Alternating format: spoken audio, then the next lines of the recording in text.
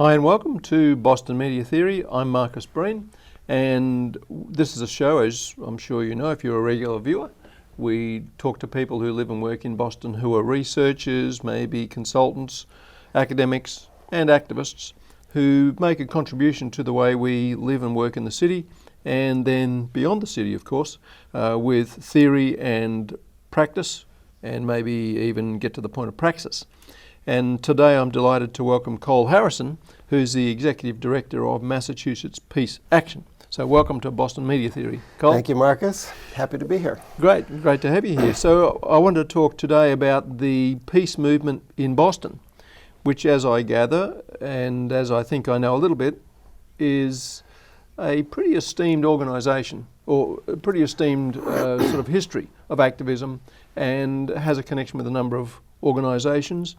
I think probably many people heard of anti-war moratoriums in the 60s. That's right. And so on, if they're old enough or if they've studied a bit of history. But they've also know that Boston has a lot of activism and a history of activism. So can you tell us a little bit about where your organisation, Massachusetts Peace Action, is located in that rich history? If that's not too big a question to start with. I mean, sure, from the Vietnam War protests, Noam Chomsky and Howard Zinn were two Boston academic activists that had a national, international impact, and Chomsky continues to. Peace Action was formed in the 50s to ban the bomb. It was originally called SANE, the Committee for a Sane Nuclear Policy. And then in the 80s, there was a second major wave of anti-nuclear activism in the United States with the Nuclear Freeze Campaign. And the Nuclear Freeze Campaign was actually born in Massachusetts. Randy Forsberg was a scholar at MIT who envisioned a peaceful world and thought about how we could get there. And a lot of Western Mass activists started to do town resolutions when Reagan came in and was trying to build his Strategic Defense Initiative and trying to build new nuclear weapons, the MX missile. And so towns in both Massachusetts and Vermont started to pass resolutions to not do this and to turn back the arms race, and it kind of went national. And then, so the Nuclear Freeze Campaign merged with SANE to form what was called for a time SANE Freeze, and then it changed its name to Peace Action in the 90s. So we're the state branch of that. As a state group, we were formed in the early 80s out of the Nuclear Freeze Campaign. We were the Massachusetts SANE Freeze. Right, and there was a movement. It was an international movement, wasn't it? Because there was a campaign for nuclear disarmament. That's it was very strong in the UK and Western Europe, and I think in Australia, where I'm from, it was active there as well. Right, the campaign for nuclear disarmament in the UK was one of the leaders internationally, and of course Jeremy Corbyn came out of that campaign, as well as others. And I have been for many years interested and humbled by the Berrigan brothers, Daniel Berrigan in particular. Did they have any connection with Peace Action or with the movement in general? Absolutely. The whole Catholic left, the Catholic social justice movement, spawned the Berrigan brothers, and they actually, I'm not sure if both of them, at least one of them I'm pretty sure went to Holy Cross. So between Holy Cross and Boston College, the Catholic, the Jesuit schools in Massachusetts had a lot to do with the birth of the Catholic war resistors that are still active today. I didn't realize that. Yeah, and there were, well, Kings Bay Plowshares was an action that they did last year, some of the Catholic resistors, and tried to stop. What was revealed last week was that the United States put a low-yield nuclear weapon on a submarine in the Atlantic and has said that it's going to outfit the rest of its nuclear submarines with that. So they're planning to make nuclear war even more winnable as they see it, or more achievable. So they're actually preparing to fight and win a nuclear war in their eyes without destroying the planet. But it actually, there's a real risk that those kind of limited nuclear wars could escalate into a global war and destroy human civilization. Which is pretty weird, isn't it? Not only that you can imagine destroying human civilization, but the whole idea, I think, in the 70s and 80s that, what was it, MAD, mutually assured destruction? Right.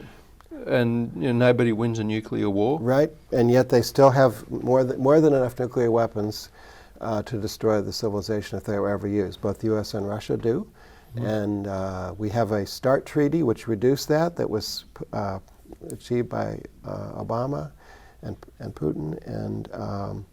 But that treaty is set to expire in just 1 year, and the Trump administration has done nothing about moving to renew it. So that is actually the last nuclear arms treaty between the U.S. and Russia.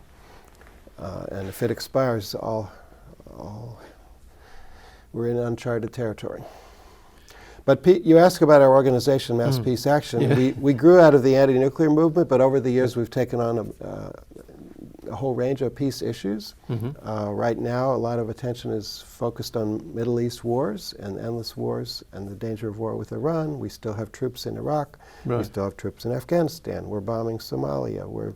We have troops all over the world, and special forces active that we don't even know what they're doing all over the world. Right. And so we're concerned about that. We're concerned about justice in Israel-Palestine. We're very concerned about Korea, where there was an opportunity to really settle the Korean War and achieve peace recently, because we have a very strong pro-peace president, President Moon, in South Korea, but the U.S. hasn't followed through, and unfortunately that's no real resolution has been reached. We're very concerned about the climate crisis, which is now rivaling nuclear war as an equally dangerous threat to human survival. Right. And so we really have to look at peace and climate change as two linked issues, and we have to work on them together now. So this is part of a much more complex environment in which we're living, and in which activism and the peace movement is a central part, I imagine. That's right, and it's really important that the whole range of progressive issues be linked together now, because it seems like history is moving faster and the challenges are coming at us faster than ever these days. And we can't afford just working on a single issue and waiting for the system to reform and then work on the next issue. It's coming at us so fast that it's almost like the center is collapsing. So we've either gone to a madman like Trump, or we have to go to a progressive alternative and really remake the system. And remaking the system has been part, it seems to me, of a significant ongoing historical struggle over many years within Boston. I mean, if you think about the Tea Party, or if you think about this very interesting article just come out recently this week, I think, in the New York Review of Books, called "There Was a Boston Once" is the title of the review by Tim Breen. Timothy Breen, no relation of mine as far as I know, but I'll take him anyway. And it's a review of a book called The City-State of Boston, The Rise and Fall of an Atlantic Power, 1630-1865, by Mark Peterson. And in this book, the point is made, as Timothy Breen says, that Boston was really a unique centre for a different kind of culture. And then in the 1850s, with the move to or the introduction of some of the what's the name of the law, the Fugitive Slave Act. Right. Things changed, and the autonomy of the place was overtaken. All that to say, this is sort of an analogue for what's happening now, that we're sort of overwhelmed with federal and other kinds of concerns, and it's difficult to have an autonomous, free society or a free community.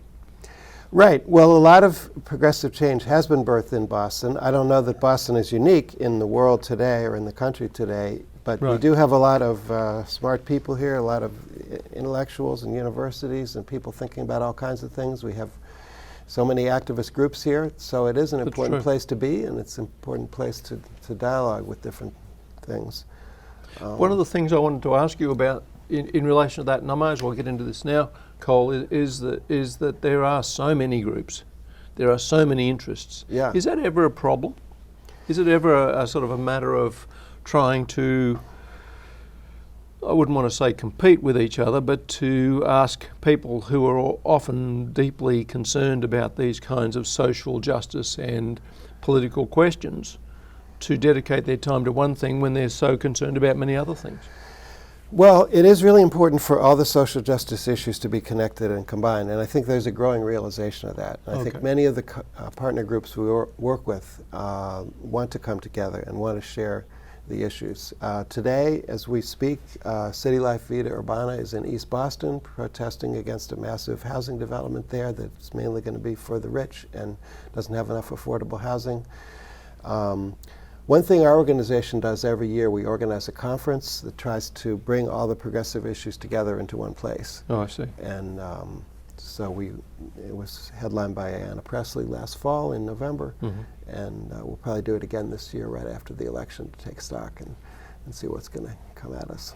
Right, because it seems to me that what will be coming at us is a sense initiated partly, I think, and very effectively many years ago, and it continues to be remade.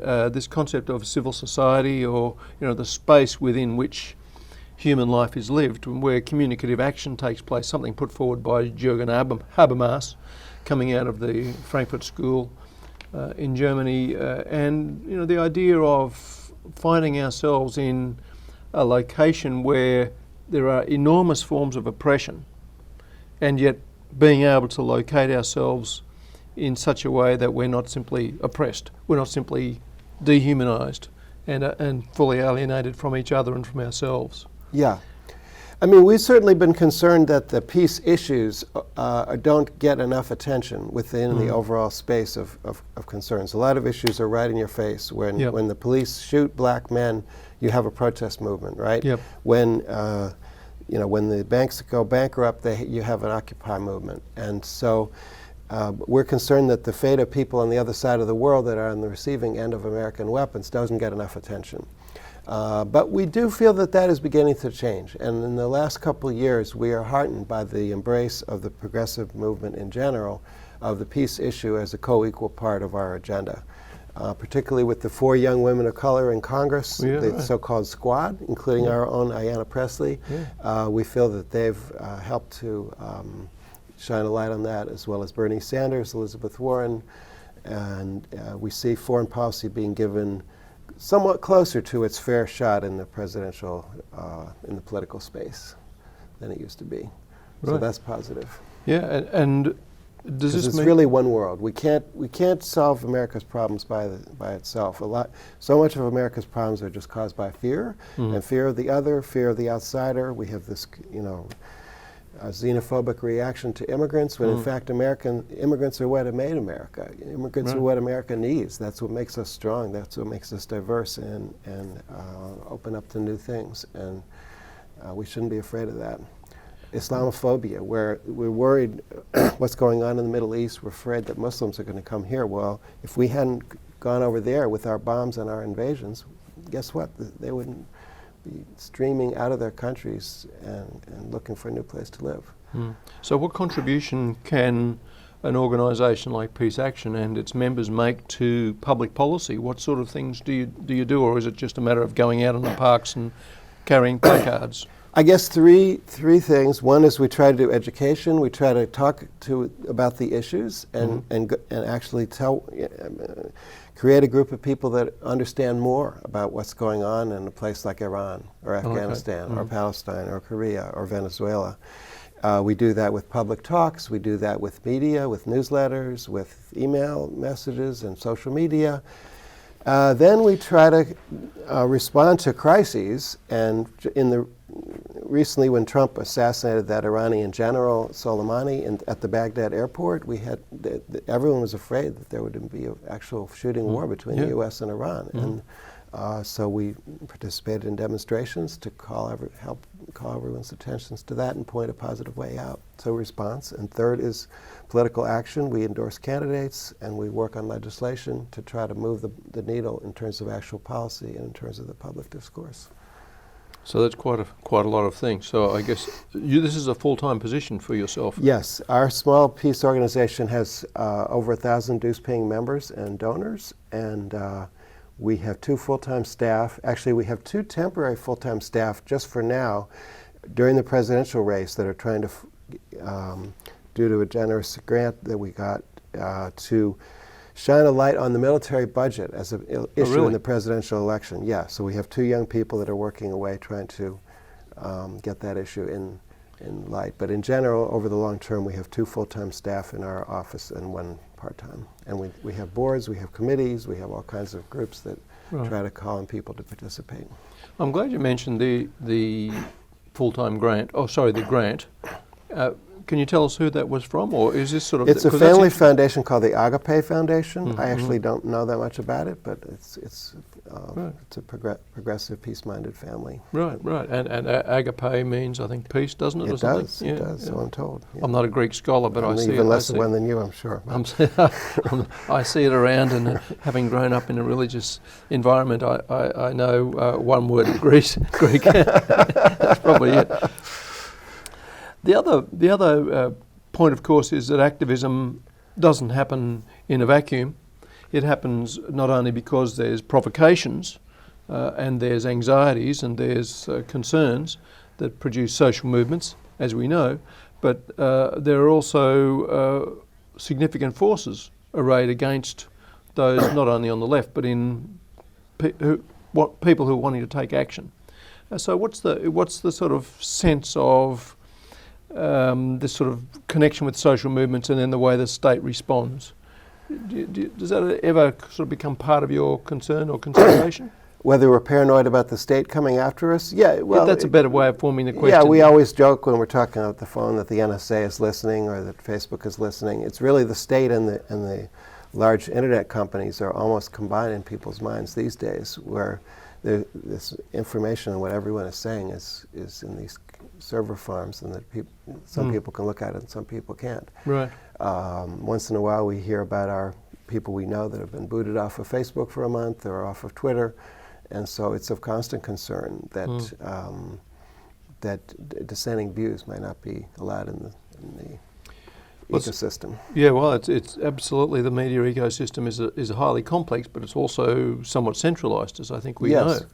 Yes, I mean, in the last 10 years, social media has definitely given us more voice than the citizens had before. So it's counterbalanced let's say, the collapsing mainstream press, or at least the mainstream print press, seems to be going downhill fast. But in terms of Massachusetts, the daily papers are a shadow of their former selves, and half of them are owned by the same company now. Yeah. But at least we have social media and we can get our message out that way. So we're trying to get better at that. Well, that's good. And the point to talking about this kind of complex media environment with its connection or its articulation to activism and to groups like yours, Peace Action and Mass Peace Action. And I should say that Peace Action is a national group. Yes, and this is the state affiliate, yes, is that right? Correct, yes. Yeah, and the point to raising this about, the sort of potential for not only surveillance but for significant acts that might seek to hinder the kind of messaging that you and other activists might engage in refers, of course, to the 1990 publication of COINTELPRO, the FBI's Secret War on Political Freedom, by Ward Churchill and Jim Vanderwall. It was published here in Boston, right? By South End Press, and of course the COINTELPRO papers, you can easily find them online, quite something in terms of early forms of surveillance before the internet and before Facebook could gather everything. Yes, and I have to say one thing that was really frightening is the degree to which some of the liberals are relying on the FBI and the CIA in their quest to get rid of Trump or to check Trump. They're actually bringing forward these intelligence agencies and making them into heroes. And that's a big problem. For those of us who have been active in the anti-war movement, we know how big of a problem that is. It's a huge contradiction in terms of the history. I'm glad you made that point. And I also wanted to get back to this question of how you feel the effectiveness of new media forms have been and are for your organising. What's your view now? I mean, do you assess it? Do you try and engage in sort of data analytics and all that sort of stuff? Well, or do you just do the best you can? We probably should do better. We assess how many followers we have and how many people retweet our stuff, and that's about the level of our sophistication level.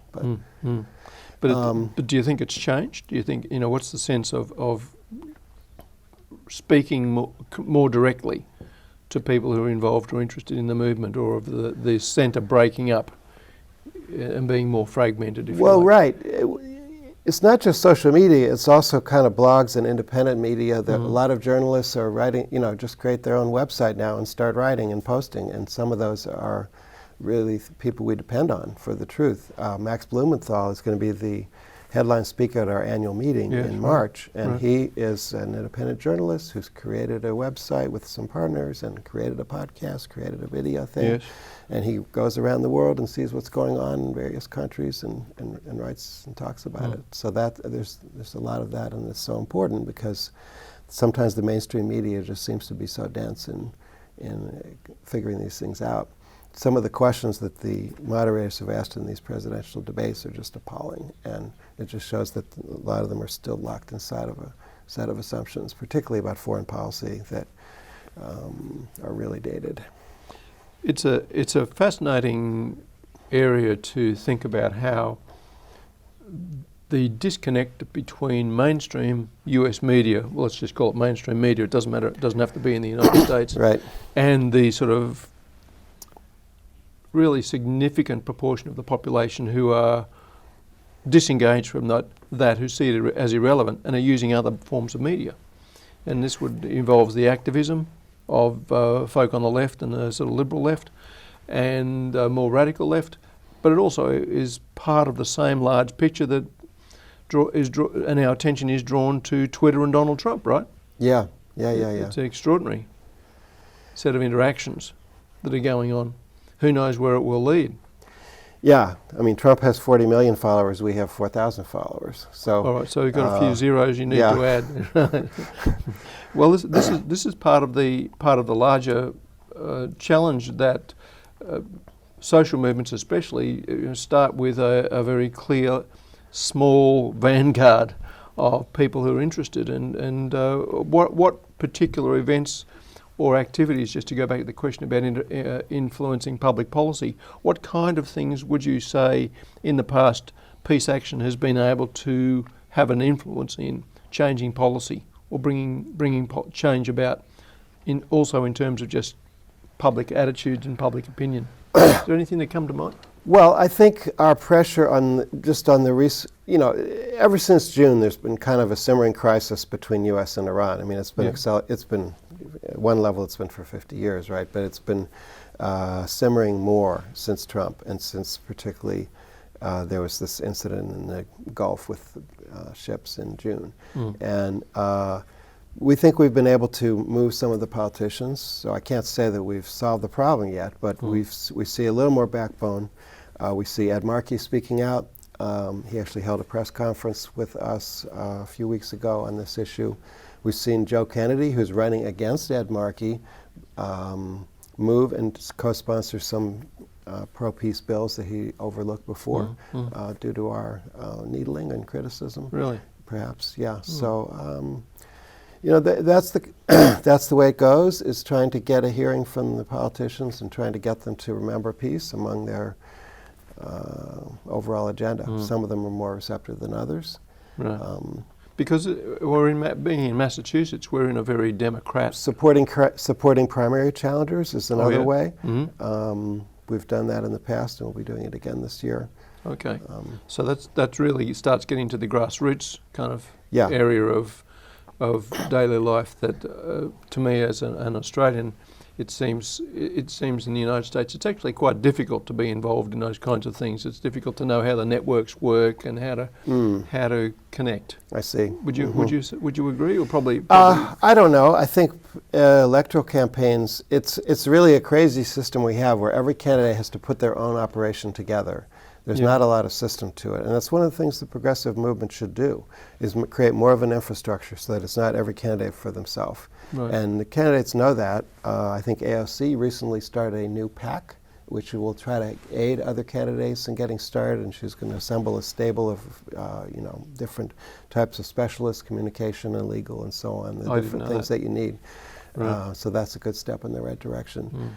But it's still the case that it's very challenging to take on an incumbent, and it takes a lot of effort.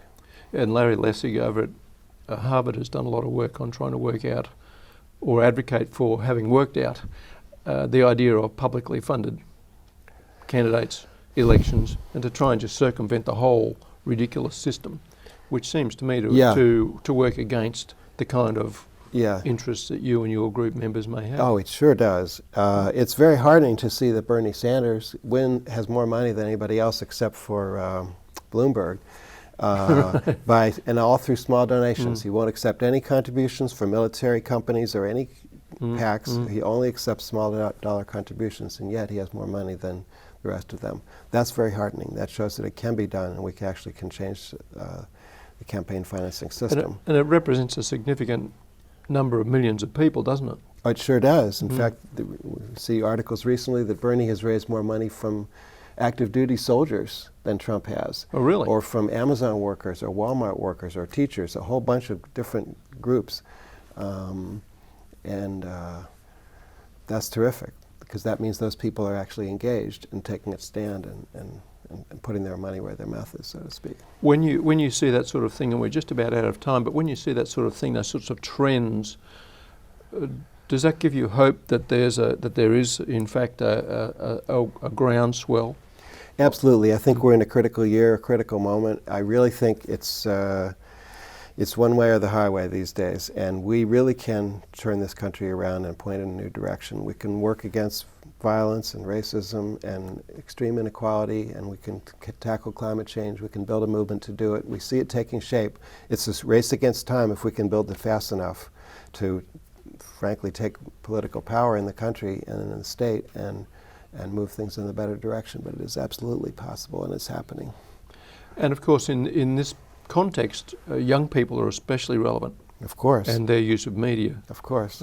What are you seeing there in terms of your perspective in peace action? Is it difficult to have a connection with younger people, or are they moving into the field? A lot of the young people are very open to our issues. There's not as many that see peace as their number one issue that we've found. We have some, but most of the, let's say, radical youth or disaffected youth definitely see peace as one of their issues, and they support what we're talking about.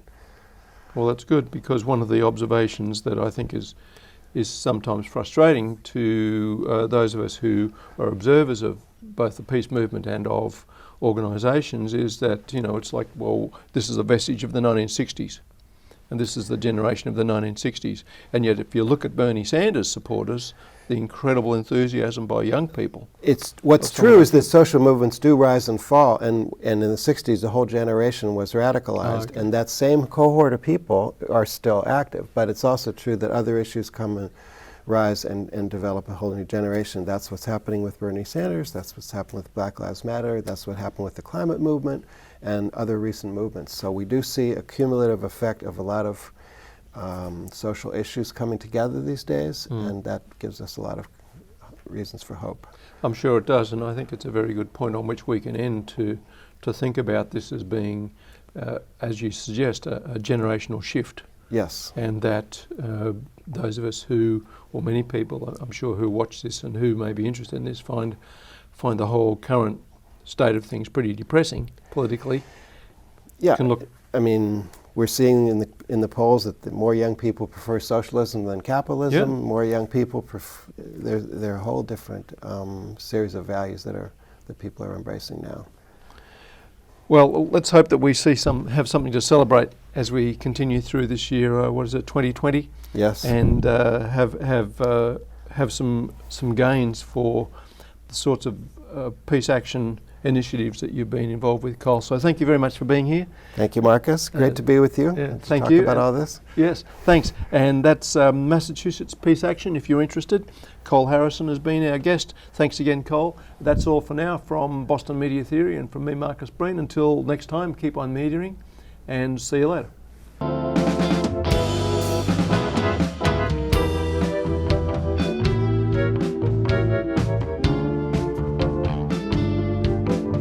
Welcome to Understood.org, a free online resource for parents of kids with learning and attention issues, with personalized recommendations, tools, and expert advice.